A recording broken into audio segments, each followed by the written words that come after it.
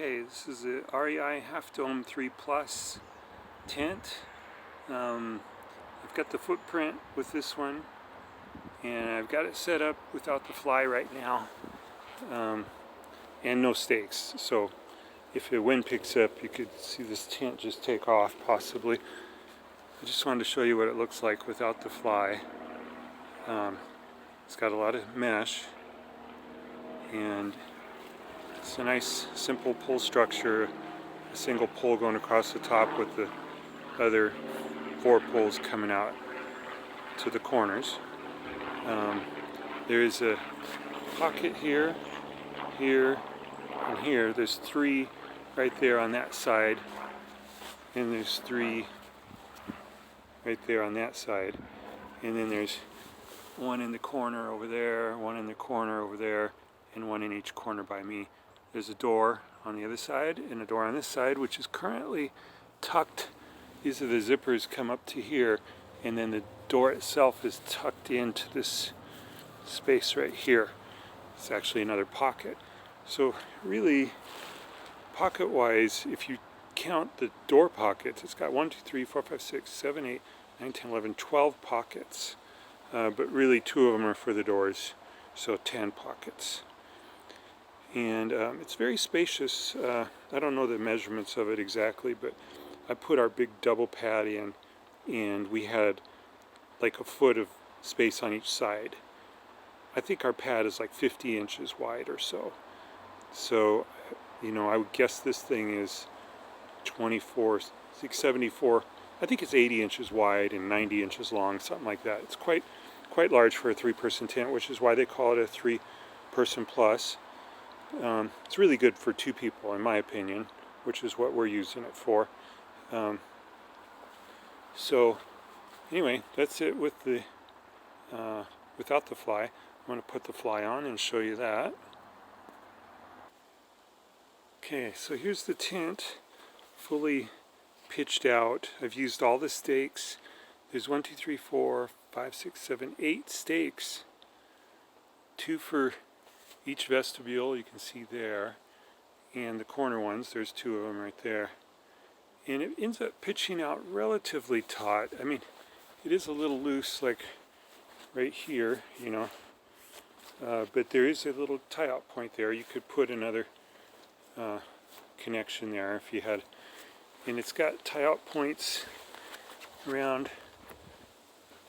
on the 4 corners basically. It does have 4 tie-out strings for that.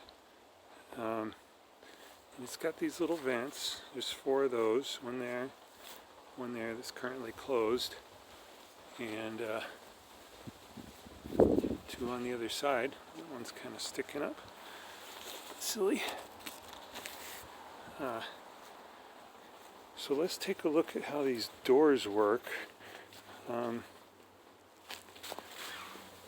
It's kind of a 2-part door. I'm going to put the camera a certain way. Hold on. Okay. So, I don't know how well you can see that from here, but here's one door. Zips like that. And then, of course, you can roll it up. And there's a toggle right here, which seems pretty normal.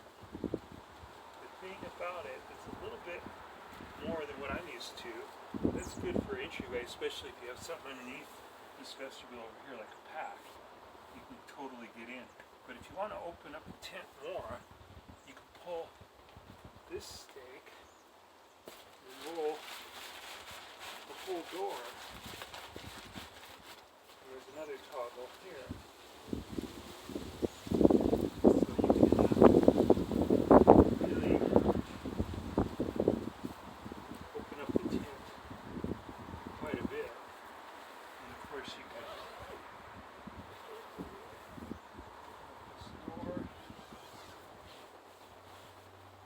Up here,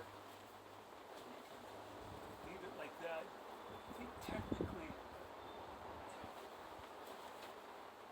this edge is just in line with this edge, so this wouldn't really be good for if it was raining. But if it wasn't raining, you could do that here. You could do it on the other side, and really have a kind of open design with the fly on. So I'll show you some other things.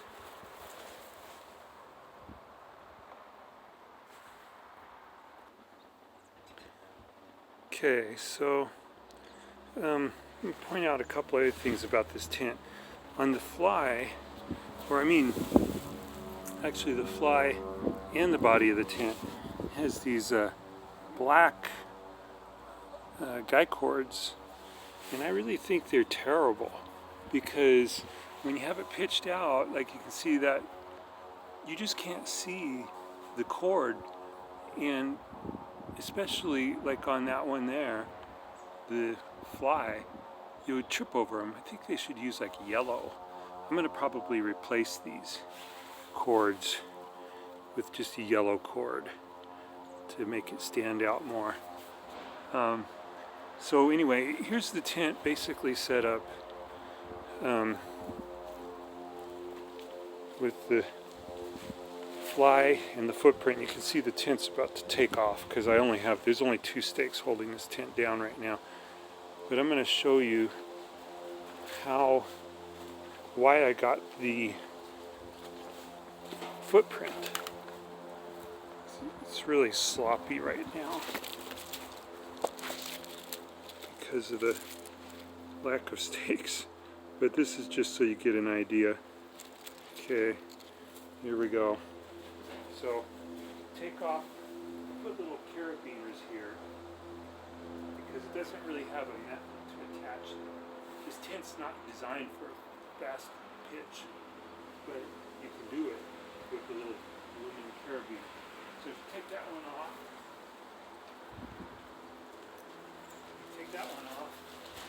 and you just roll up.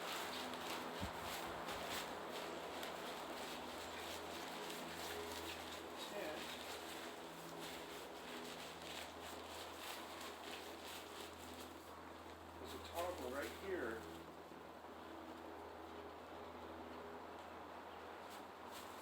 I really initially couldn't figure out what that toggle was for, and this is my best guess, is that you can set this thing up like a cabana kind of sun shelter, sunshade, half shelter, like take it down to the beach.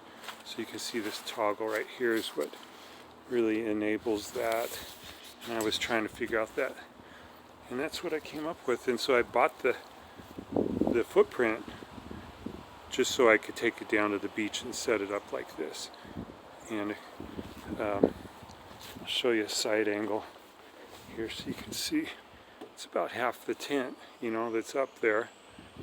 And yeah, I think that's kind of a cool little option for this tent.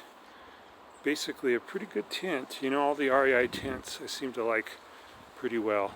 It has good deck, poles,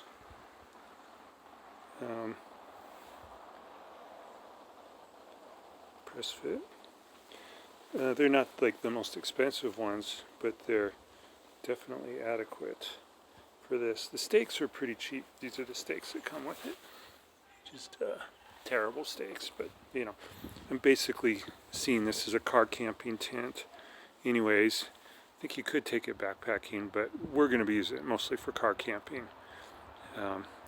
So that's what I think about that tent.